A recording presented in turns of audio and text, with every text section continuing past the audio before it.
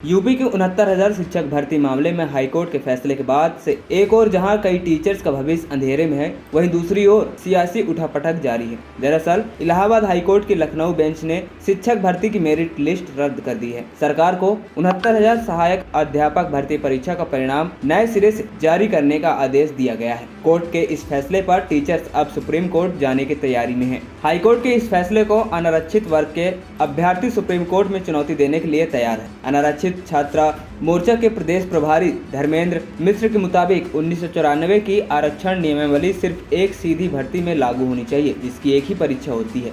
अनारक्षित प्रतियोगी छात्र मोर्चा के प्रदेश महासचिव हिमांशु दुबे और नितेश सिंह ने बताया कि वह हाईकोर्ट के फैसले से संतुष्ट नहीं है। वहीं एक ही भर्ती जो कई चरणों में होती है, उससे हर स्तर पर आरक्षण का लाभ देने से आरक्षण का दायरा बढ़ जाता है, जिससे अनारक्षित अभ्यर्थियों को कई मौलिक अधिकारों से हनन होना पड़ता है। हम इस आदेश को सुप्रीम कोर्ट में चैलेंज करेंगे। हाईकोर्ट के इस फैसले को यूपी सरकार के लिए बड़ा झटका माना जा रहा है। जानकारी के अनुसार सीएम योगी आदित्यनाथ इस मुद्दे पर आगे की रणनीति के लिए आज रविवार को बेसिक शिक्षा अधिकारियों के साथ बैठक करेंगे। ये बैठक शाम 5:30 बजे लखनऊ में होनी है। इस बैठक में शिक्षा मंत्री संदीप सिंह के साथ साथ मुख्य सचिव, प्रमुख सचिव, महाधिवक्ता व अपर महाधिवक्ता शामिल होंगे। आपको बता दें क्या है पूरा विवाद। दरअसल 69,000 सहायक शिक्षक पदों के लिए निकली भर्ती में परीक्षा 6 जनवरी 2019 को हुई। इस भर्ती के लिए अनारक्षित की कट ऑफ 67.11% और ओबीसी की कट ऑफ 66.73% थी। वहीं इस भर्ती के तहत करीब 68,000 लोगों को नौकरी मिली। लेकिन यहीं से यह सवाल उठा कि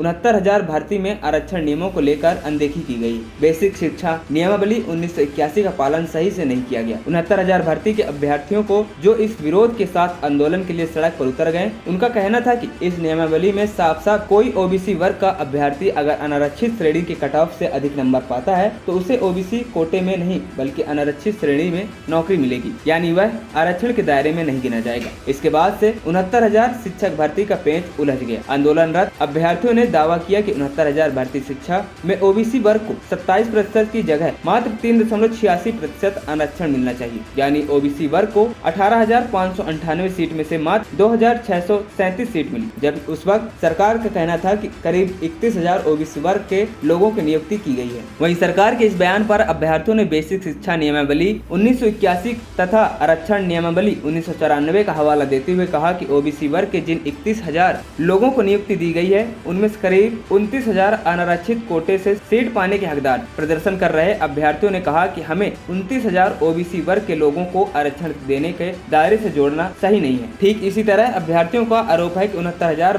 शिक्षक भर्ती में से एससी वर्ग को 21% की जगह 16.6% आरक्षण मिला है। अभ्यर्थियों ने दावा किया कि 69,000 शिक्षक की भर्ती में करीब 19,000 सीटों का घोटाला किया गया है। इसको लेकर वह हाईकोर्ट भी गए और राष्ट्रीय परीक्षा आयोग में भी शिकायत की। एएनपी टाइम्स की रिपोर्ट।